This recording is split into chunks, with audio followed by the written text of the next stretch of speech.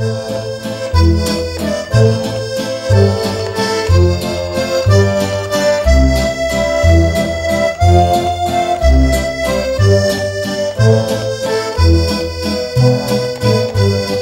Oui Québec, c'était la continuation des Partenaires pour la souveraineté, Oui. qui était une vaste coalition citoyenne qui avait été mise en place pour accompagner les partis indépendantistes durant la période du référendum. De 95. De 95.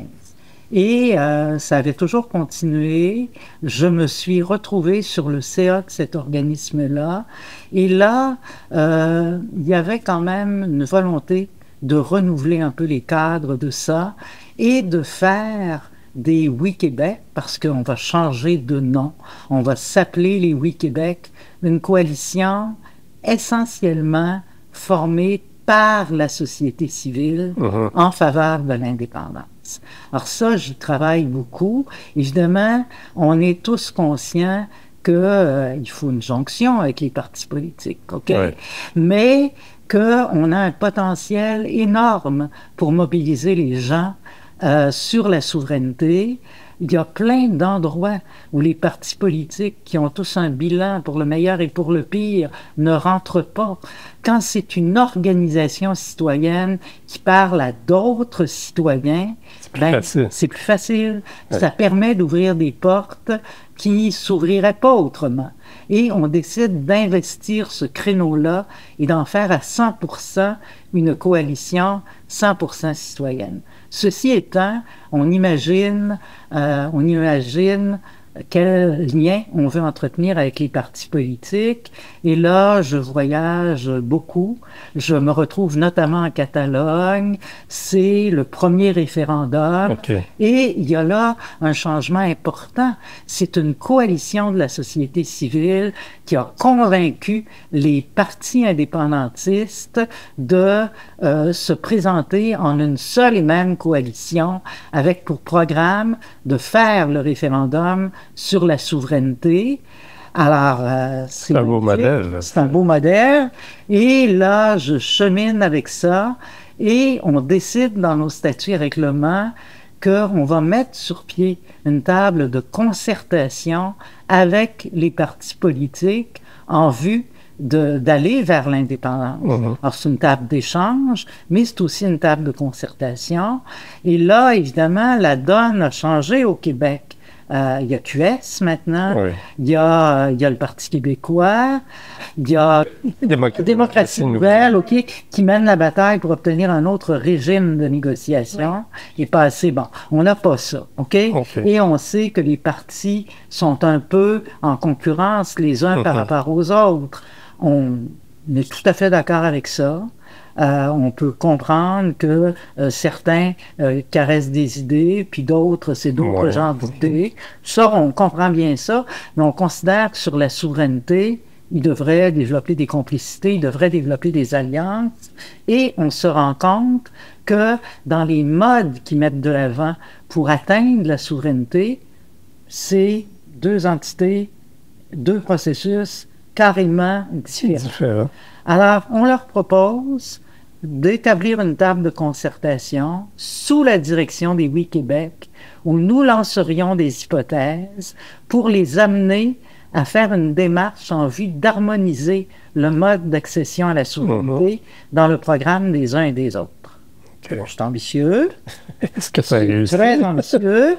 Écoutez, on obtient quelques mois plus tard une entente clairement signée et par QS, par le Bloc, par le Parti québécois, et on convient d'un mode d'accession à la souveraineté qui est unitaire et qui amène des changements dans les statuts règlements de chacune des formations politiques.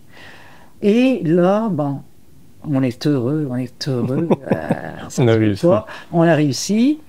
Et là, arrive QS, qui décide d'annoncer publiquement qu'elle n'est plus tout à fait d'accord. Et ça, c'est lié à quelque chose de tout à fait conjoncturel qui s'est conclu complètement en dehors de nous, à savoir que il y avait une sollicitation puis des discussions entre le PQ et QS en vue d'obtenir une entente électorale pour la prochaine élection.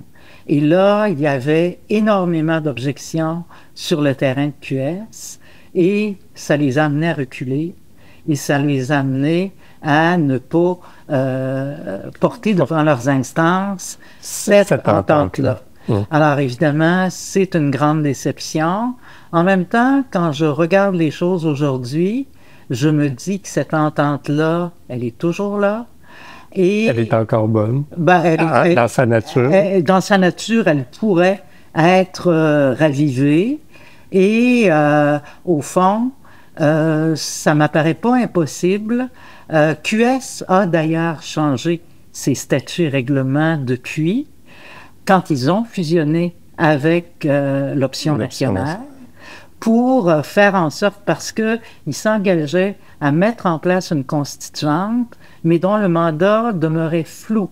Ça pouvait être la constituante pour établir la constitution d'un Québec-pays ou d'un Québec-province. Et la décision revenait aux membres de l'Assemblée constituante.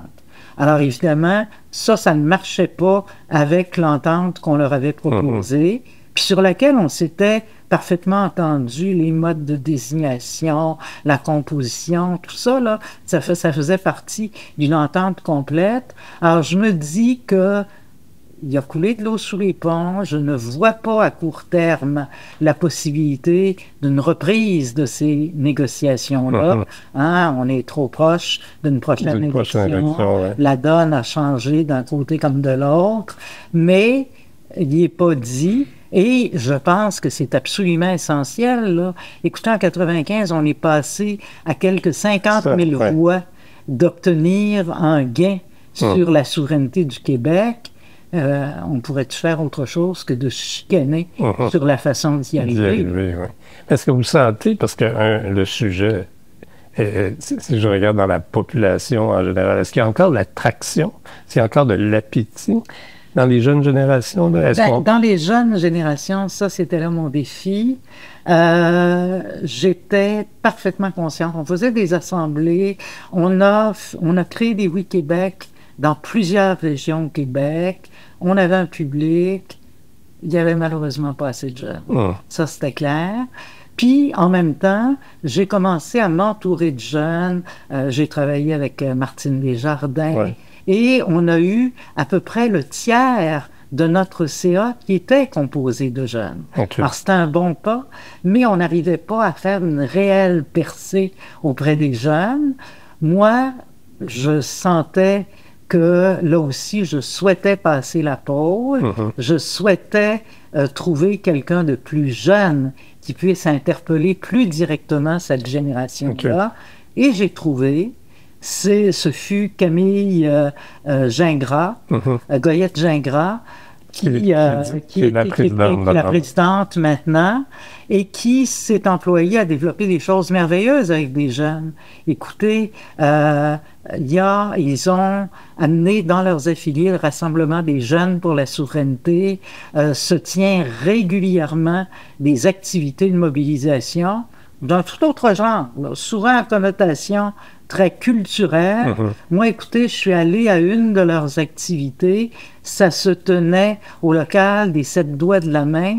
On a vu défiler là, au-delà de 400 jeunes durant la soirée pour venir participer à quelque chose de clairement indépendantiste, mais qui renouvelait le discours à travers les arts.